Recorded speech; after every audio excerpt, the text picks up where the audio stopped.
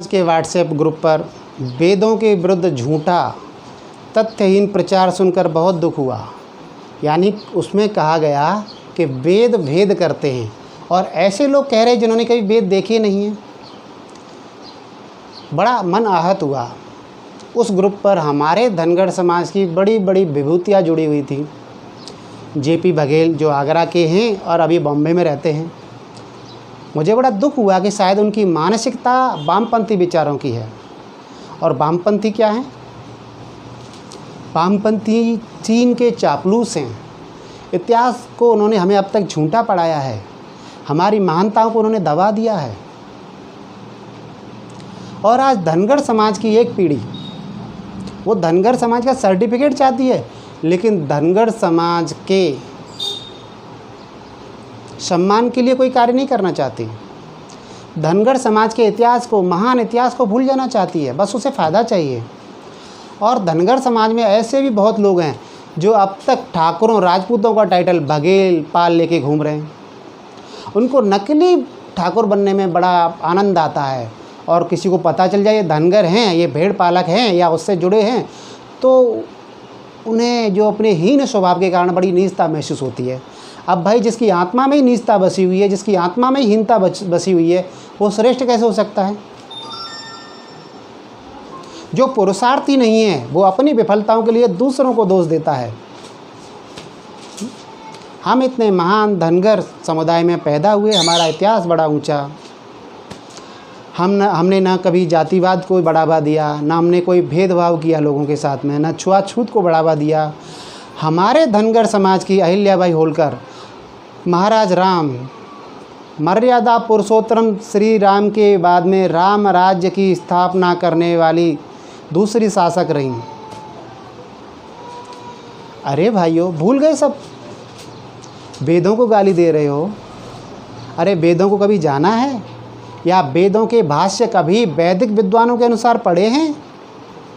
या वो विदेशी जो जर्मनी के कुछ लोग हैं, कुछ अंग्रेज़ लोग हैं, या जो बौद्ध धर्म से प्रेरित है महीधर वगैरह वगैरह, उनके तुमने भाष्य पढ़े हैं, उनके तुमने ट्रांसलेट जाने हैं?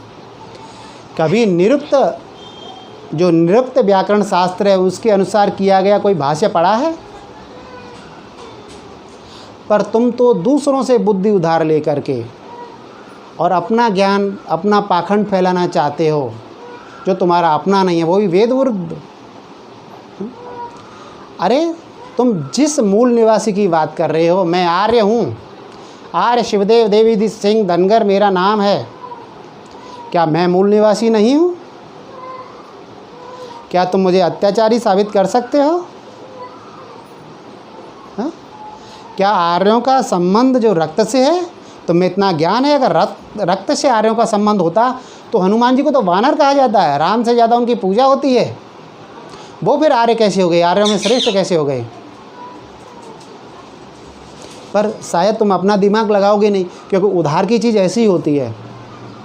मैं नागपुर के महाराष्ट्र में रहता हूँ और यहाँ पर उस बुद्धिस्ट समाज द्वारा जिसे बाबा साहब ने कहीं बुद्ध बनाया था, वो सिर्फ बाबा साहब का नाम ले रहे हैं। उनके विचारों पर ही पूरे वामपंथी बन चुके हैं और उनका एक ही मकसद है कि सनातन धर्म खत्म होना चाहिए। चाहे ये मुसलमान बन जाएं, चाहे देश इस्लाम में कन्वर्ट हो जाए, उन्हें कोई फ़र्क नहीं पड़ता, पर सनातन धर्म खत्म होना चाहिए। ये इतने मूर्ख हैं, ये कहते हैं कि नालंदा जो विश्वविद्यालय है उसको हिंदुओं ने तोड़ा। वो कहते हैं कि बख्तियार खिलजी को तो हमसे कोई लड़ाई नहीं थी। अरे मूर्ख हो, अरे धूर्त हो, ऐसी नीचता क्यों फैलाते हो? बख्तियार खिलजी की तुमसे कोई लड़ाई नहीं थी तो अफ़गानिस्तान में तुमको ख़त्म किसने किया? तुम्हारी मूर्तियों को किसने तोड़ा? अरे अफ़गानिस्तान तो तुम बुद्धिस्ट लोगों का ही था। पूरे पहाड़ कर को काट काट के तुमने मूर्तियाँ बना दी थी। अरे हम तो वो सनातन हैं कि मरते रहे, धर्म और राष्ट्र के लिए अपने सर कटाते रहे। हमारी वो माताएं जिन्होंने अपनी आन की रक्षा के लिए अपने सिर कटा दिए। मैं अहिल्याबाई होलकर को फिर बारंबार प्रणाम करूंगा कि सबके साथ न्याय करने वाली, मिलेच्छों के सीने में तलवार भोंकने वाली, मिलेच्छों के भारत को दारुल इस्लाम बनाने के सपने को तोड़ने वाली मेरी धनगढ़ समाज से थी। मैं उनको बारंबार प्रणाम करता हूँ, लेकिन उन्होंने किसी को दोष नहीं दिया। माना कि इस देश में राजा भोज की मृत्यु के बाद ऐसा कोई राजा नहीं हुआ कि वो पाखंडी ब्राह्मणों को दंड दे सके, उनके हाथ कटवा सके। राजा भोज ने बहुत से पाखंडी ब्राह्मणों को दंड दिया, उनके हाथ कटवाए, उनको मृत्यु दंड दिया, क्योंकि पाखंड तो सनातन में चल ही नहीं सकता। लेकिन उसी काल में जो इस्लामिक आक्रमण हुए उससे राजा स्थिर नहीं हो पाए और पाखंडी ब्राह्मण उसका फ़ायदा उठाने में कामयाब हुए। उन्होंने शास्त्रों में मिलावट की, मनुस्मृति में मिलावट की, लेकिन वेद में कोई मिलावट कर सके ऐसा नियम नहीं है, क्योंकि वेद में अनुक्रमणाएँ दी गई हैं कि आप उल्टे मंत्र कैसे हैं और ऐसे कैसे हैं। आप उसके ट्रांसलेट में मिलावट कर सकते हो, भाषा में मिलावट कर सकते हो, लेकिन आप उसके मंत्रों को इधर उधर नहीं कर सकते। आज भी जो मनुस्मृति है वो स्पष्ट कहती है कि 4 वर्ण हैं, 5वां कोई वर्ण नहीं।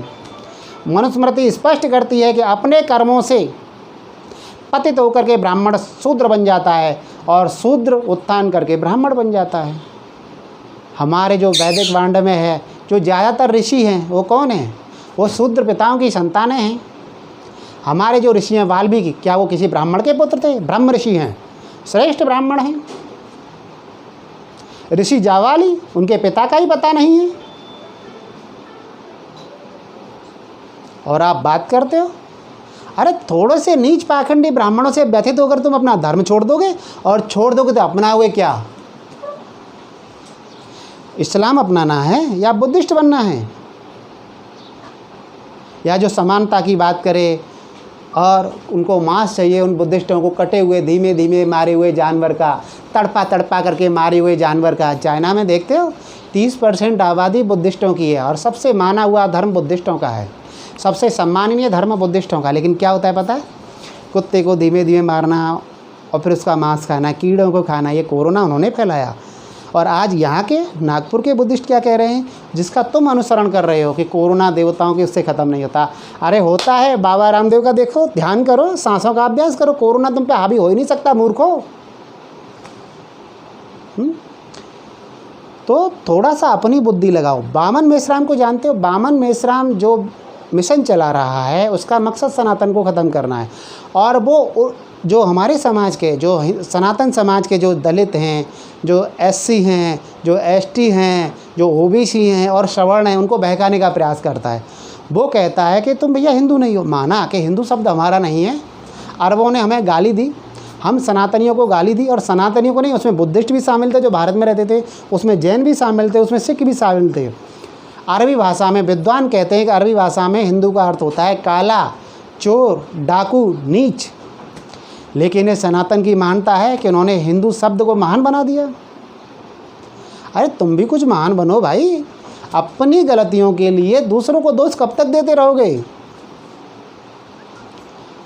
हमने, बाबा साहेब ने जो सर्टिफिकेट हमारे लिए, जो संविधान में विषय रखा कि हमें, हमारे साथ भेदभाव हो रहा है, अनुचित हो रहा है, तो बाबा साहेब को हिंदू विरोधी किसने साबित किया? जब हिंदू कोड बिल आया तो बाबा साहेब को कांग्रेस ने हिंदू विरोधी साबित किया, वामपंथियों ने हिंदू विरोधी साबित किया, जबकि वो तो हिंदू विरोधी नहीं थे। उन्होंने कौन सा गलत काम हिंदू कोड बिल में किया? पाखंडी ब्राह्मणों ने किया। कि पाखंडी ब्राह्मण तो वो हैं कि कश्मीर में उनके ब्राह्मण भाइयों को मारा गया, लेकिन वो खुश हो रहे थे। सन 47 में वीर सावरकर और उसके भाइयों को मार डाला गया, मॉब लीचिंग करके। भीड़ ने 3000 ब्राह्मणों को भी मारा गया, लेकिन उनको कोई फ़र्क नहीं पड़ता है। ऐसे नीच पाखंडियों के बहकावे में आकर तुम अपना धर्म छोड़ दोगे? मेरा मन बड़ा आहत होता है। मैं जेपी बघेल साहब का बड़ा आदर करता था, लेकिन उनकी लाइन मुझे कैसी लगी? जेपी धनखड़ जी के साथ बहुत रहा हूँ मैं, उनका भी बड़ा सम्मान करता हूँ, बड़े योद्धा हैं। मिशन को हासिल करने के लिए वो कैसे भी रास्ते आड़े टेढ़े अपना लेते हैं। ये मराठों की नीति रही है, छापामार शैली, मैं उनका भी सम्मान करता हूँ।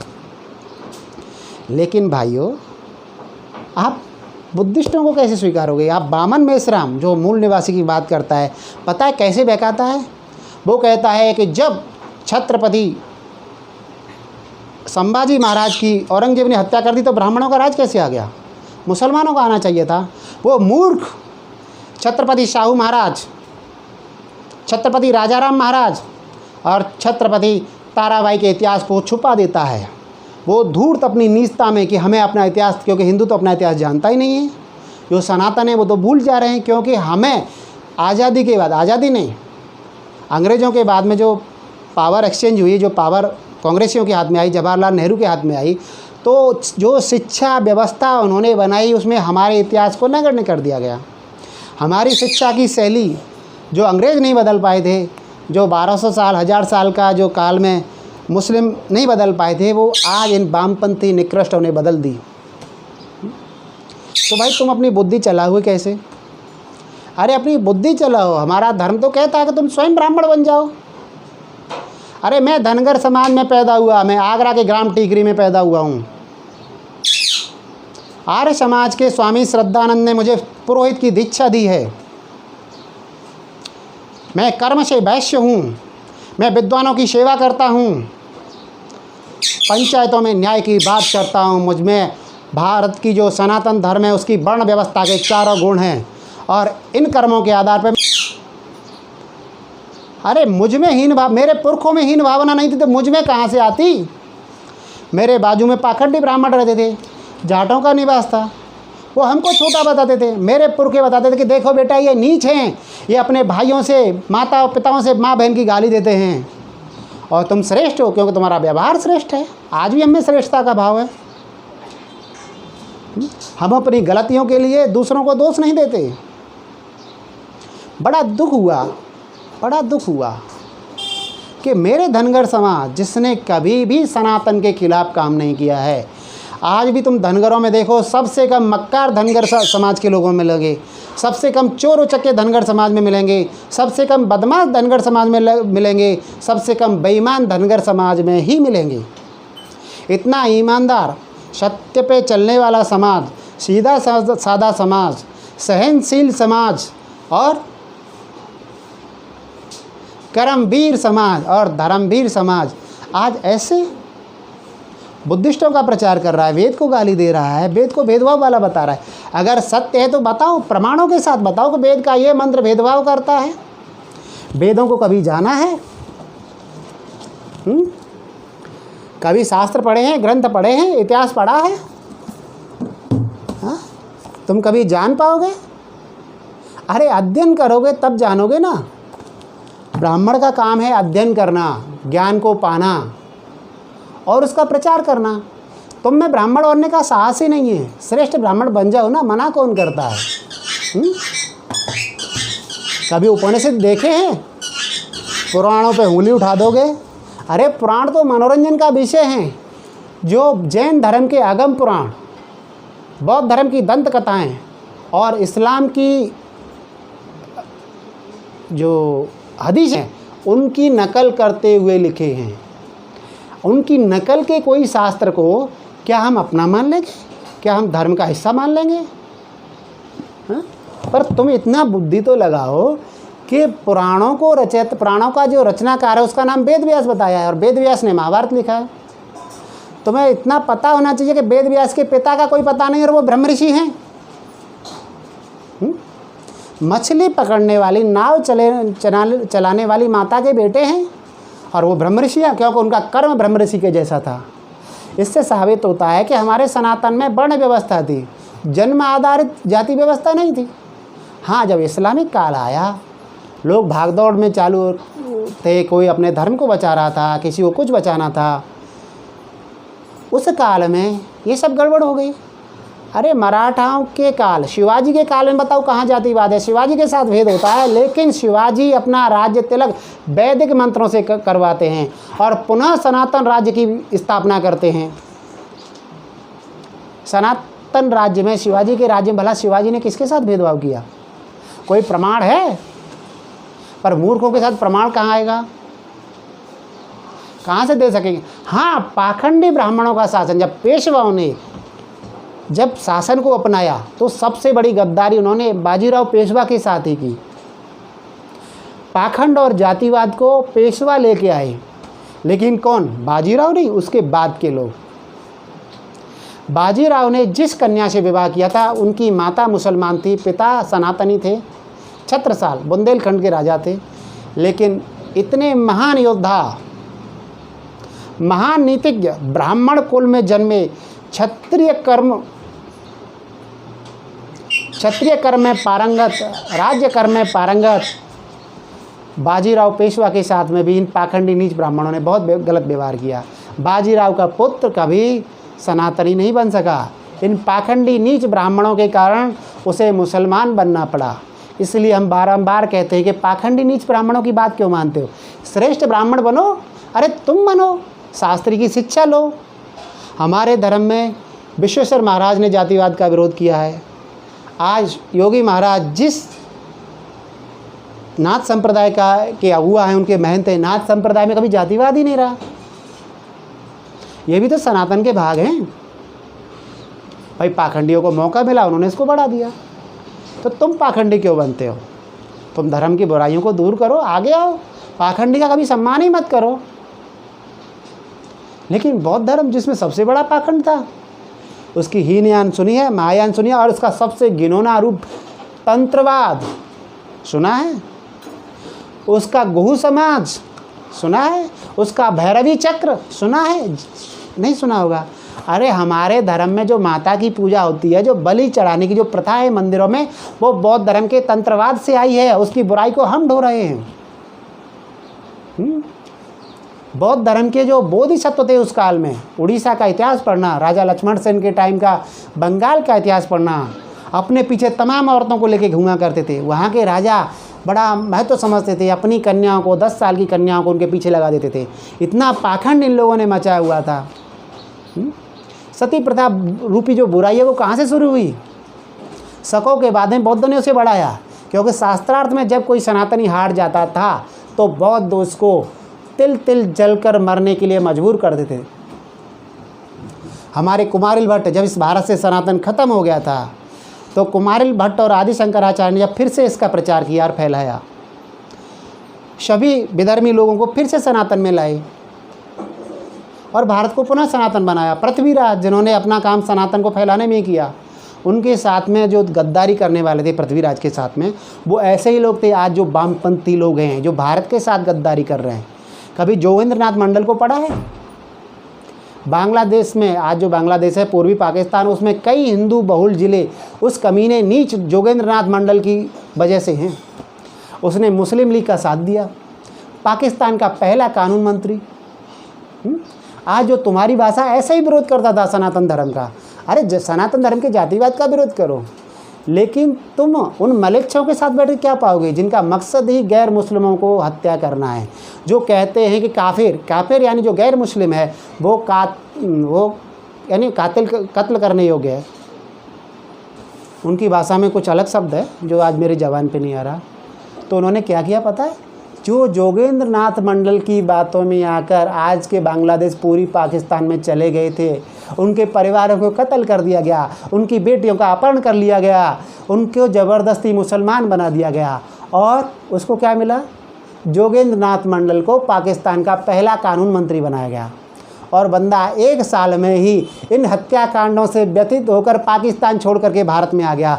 हमारे लाखों सनातनी भाइयों को मरवा करके, हमारे लाखों सनातनी भाइयों को मुसलमान बना करके वो कमीना नीच फिर ये भारत में ही आकर के मरा। कभी उसके बारे में भी जान लो। जो उसने इस्तीफा दिया, जो पत्र उसने लिखा, जो इस्तीफे का, उसको कभी पढ़ तो लेना। अरे मूर्खों, अपनी बुद्धि खोलो, दूसरों की उधार बुद्धि पे क्यों चलते हो? और मुझे बड़ा दुख हुआ कि हमारे कुछ विद्वान जो वामपंथी हैं, बहुत अच्छा काम किया उन्होंने धनगर समाज के लिए। मैं 2004 में आगरा में गया, नागपुर महाराष्ट्र से। तब मैं अपने आप को शिवदेव होलकर लिखता था। मेरी जेपी धनगर साहब से मुलाकात हुई, धनगर विषय पे चर्चा हुई। 1998 से ये मिशन चल रहा था, 2004 की बात मैं बता रहा हूँ, और उससे हमने होलकर लिखना बंद कर दिया और धनगर का टाइटल अपना लिया। आगरा डिस्ट्रिक्ट में सबसे ज़्यादा जो सबूत थे धनगर के विषय में, परिवार रजिस्टर में जो नकल में नाम था वो हमारा था। हमने जब बरारा कांड किया था तब जेपी धनगर साहब भी डर गए थे, और हम वो थे जो हमने ये कांड किया जिनके चेहरे पे शिकन नहीं थी। बरारा कांड बहुत ज़्यादा हाईलाइट नहीं हुआ क्योंकि बसपा को भी डर था कि अगर हमने कार्रवाई की तो धनगर समाज बिदक जाएगा, उसे दिखी कि धनगर समाज की एकता बहुत बड़ी है और हमारे विरुद्ध कोई भी शासन ने कार्रवाई नहीं की।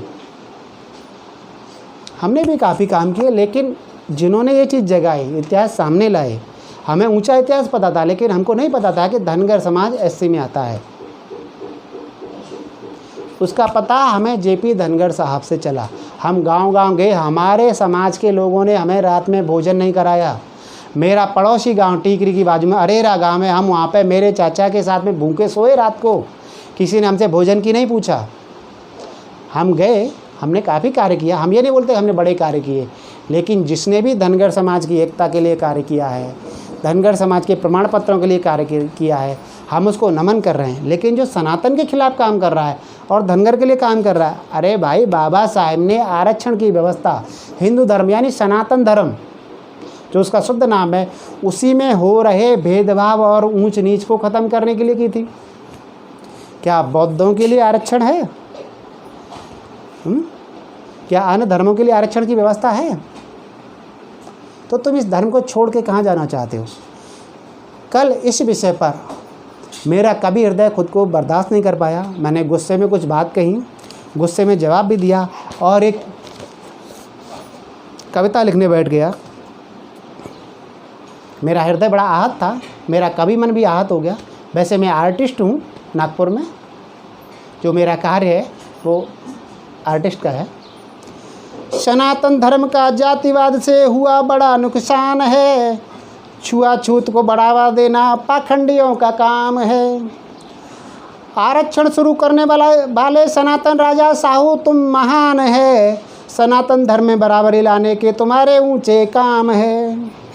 म्लेच्छों के हाथों बिके नीच ब्राह्मणों ने यह पाखंड रचाया था और श्रेष्ठ ब्राह्मणों ने धर्म की खातिर अपने प्राणों को खूब गंवाया था। रक्षा की खातिर देश धर्म की क्षत्रियों ने अपना लहू बहाया था। प्राणों की आहुत देकर म्लेच्छों से इसे बचाया था। म्लेच्छों के हाथों बिकने वालों की पहले भी कोई कमी न थी, आज भी देखे गद्दारों की फौजियां है खड़ी हुई। प्राणों की आहुत देकर अपनी भारत को म्लेच्छों से बचाया था, पर गद्दारों ने धोखा देकर पाकिस्तान बनाया था। भुजा काट दी मेरे भारत की, म्लेच्छों का राज्य बनाया था। वामपंथी और जोगिंदर मंडल ऐसे नीचों का ये काम था। लाखों भारतीयों की हत्या में इन नीचों का मौन साथ था। जब पाकिस्तान बना तो मुस्लिम लीग ने डायरेक्ट एक्शन डे बनाया, डायरेक्ट कार्रवाई, और उसका आंकड़ा है, सरकारी आंकड़ा 5 लाख का है, कुछ उसको 10 लाख कहते हैं, कुछ 20 लाख कहते हैं। हमारे भारतीयों की उन्होंने हत्या कर दी। लाहौर जो कभी हिंदू बहुल था, जो सिख बहुल था, पूरे लाहौर में घेर घेर करके हमारे सभी भारतीयों की मार डाला गया। आप कलकत्ता की उन चित्रों को देखोगे, जब अचानक हमला हुआ, हमारे सनातनी लोग सतर्क ही नहीं थे। वो तो कहते थे हिंदू मुस्लिम भाई भाई, क्योंकि उनको ज्ञान तो था नहीं और उनको सतर्क करने वाला कोई श्रेष्ठ ब्राह्मण भी नहीं था। उन पर अचानक हमला हुआ, उनकी लाशें से कलकत्ता को पाट दिया गया। उनकी लाशों को गिद्धों ने खाया, आज उनके फ़ोटो हैं। लेकिन तुम इतिहासों को जान नहीं पाओगे, क्योंकि तुम पढ़ते कहाँ हो।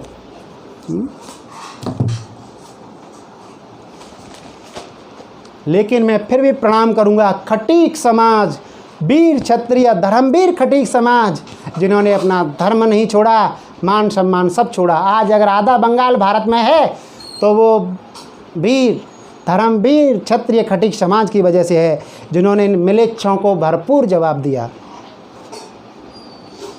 और जो भारतीयों की हत्या हुई उसमें वामपंथियों का बड़ा साथ था। केरल के वामपंथी अलग, पाकिस्तान जो सनातन धर्म के वामपंथी थे, इस्लामिक है मैं उनकी बात नहीं करता, सनातन धर्मी जो लोग थे वो केरल में अलग पाकिस्तान के लिए मांग कर रहे थे।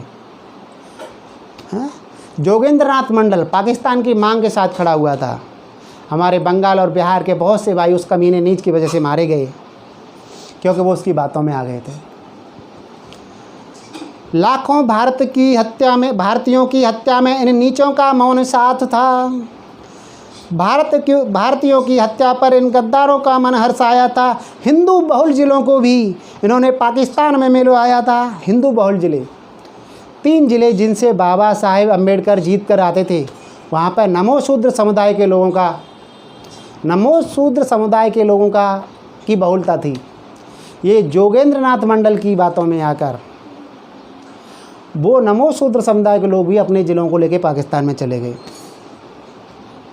और उनका बाद में कत्लेआम हुआ, उनकी बहू बेटियों का छीना गया और उनका धर्म परिवर्तन किया गया। कुछ लोग भारत में अपनी इज्जत की रक्षा के लिए भारत में भाग के आ गए। तो बाबा साहब ने लेकिन चुनाव जीता। मैं बाबा साहब को कभी राष्ट्रविरोधी नहीं कहता।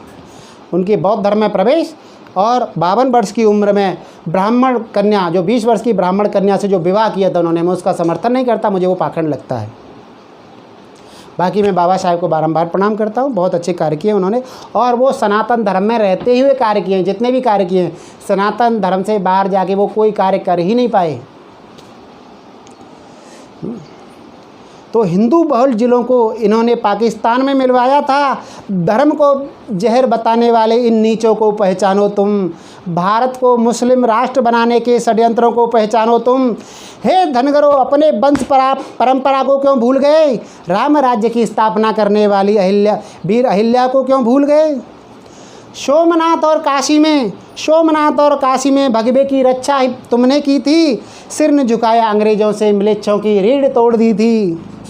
हे महान धनगरों की संतानों, तुम कायर कैसे बन सकते हो? नीच वामपंथी और मक्कारों को तुम अपना कैसे कह सकते हो? क्या कुछ पाखंडी नीच ब्राह्मणों से चिढ़कर अपना तुम धर्म बदल लोगे? अरे खुद बन जाओ श्रेष्ठ ब्राह्मण, तुम तो भारत को ही बदल दोगे। राम राज्य को लाने वाले तुम फिर राम राज्य को ला दोगे।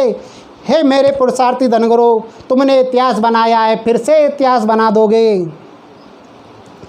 तुम जिस दिन सबको जगा दोगे और जिस दिन खुद जग जाओगे, हे वीर धनगरों, उस दिन सत्ता को तुम हथिया लोगे। चंद्रगुप्त जैसा नायक जिस दिन तुम अपना लोगे।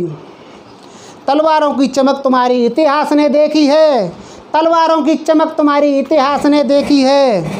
नीच जिहादियों की छाती में तलवार जो तुमने भोंकी है, गुरूर तोड़ दिया तुमने। अरे तुमने गुरूर को तोड़ दिया, गुरूर तोड़ दिया था तुमने गजवा हिंद के मानने वालों का।